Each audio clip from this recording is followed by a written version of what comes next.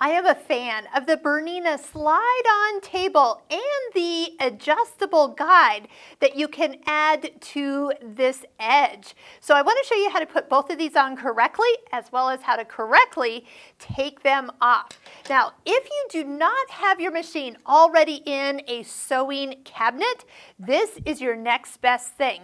So BERNINA has included sewing tables with their machines for years, and all you have to do is just slide it on. Sometimes I might take my hand and just level across the free arm here, just so it goes in nice and straight and smooth, and you heard a little tiny click, and that's all it is you just push down on the button to release it, and then again, as you listen for it, it just clicks into place. Let me show you how solid this is. I can actually physically lift this heavy machine with the sewing table. So there is some technology that goes into this to make this super wonderful. Plus, I still have this whole area. I can go underneath my machine. If I have like a pillowcase I'm working on, it could actually travel underneath the machine. I'm not restricted with any legs. Now, a lot of people ask, what in the world is this? Because they have separated this from the table and they never knew what this was actually for. So watch this. So number one, it has a little level here that is going to attach to the underneath part of the table. So if you just kind of set it up to the table and then push down on this springy part here and then push in. So it clicks into place and now it's attached to the front of the table.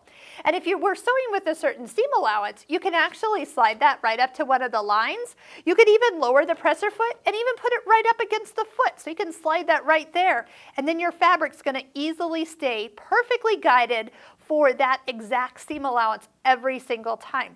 If you're working with a youngster and teaching them to sew, this is a great accessory. This is like having a wall or training wheels, like we used to say, for helping somebody easily stay nice and even. Now, little trick for getting this off.